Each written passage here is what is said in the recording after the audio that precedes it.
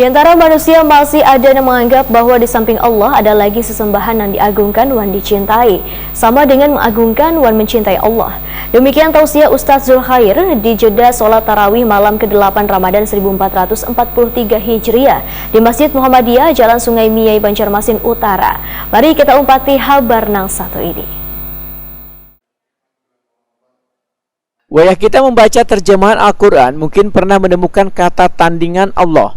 Tandingan adalah sesuatu yang seimbang dengan orang lain, yaitu imbangan lawan yang seimbang. Kata tandingan tersebut bisa ditemukan dalam surah Al-Baqarah ayat 22, juga dalam surah Al-Baqarah ayat 165. Sebaratan manusia mengetahui bahwa tiada Tuhan selain Allah Subhanahu wa taala, dan hanya Allah Subhanahu wa taala lah yang berhak disembah.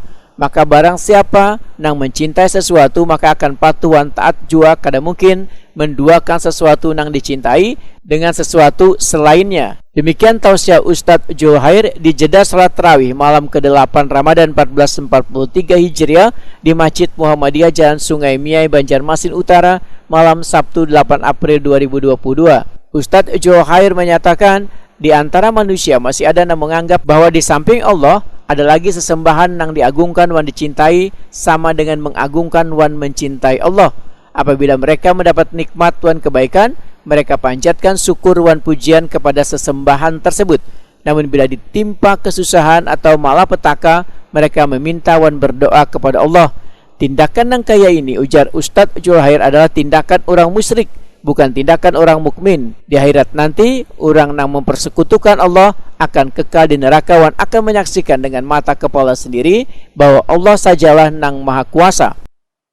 Allah Subhanahu wa taala berfirman, "Wa minan nasi may yattakhidhu min dunillahi andada."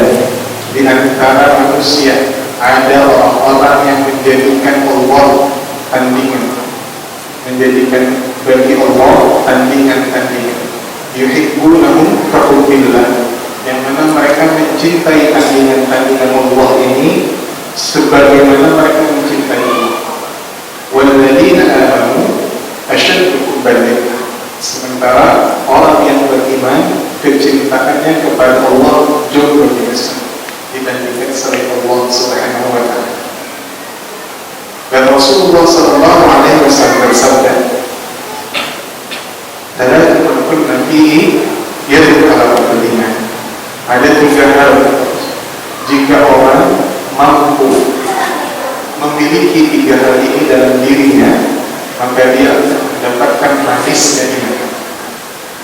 Yang pertama adalah Allah. Rasulullah bersabda, "Ayyakunallaha wa rasuluhu ahabbu ilaihi mimma siwahuma."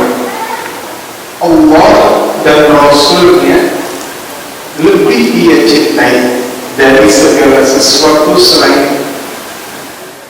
Ustadz Zulkhair berharap kita seberatan akan selalu diingatkan untuk selalu mematuhi ajaran yang telah diberikan oleh Allah Subhanahu wa taala.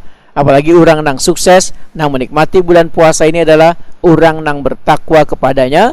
Bahkan Allah memanggil orang yang beriman dalam surah Al-Baqarah ayat 183.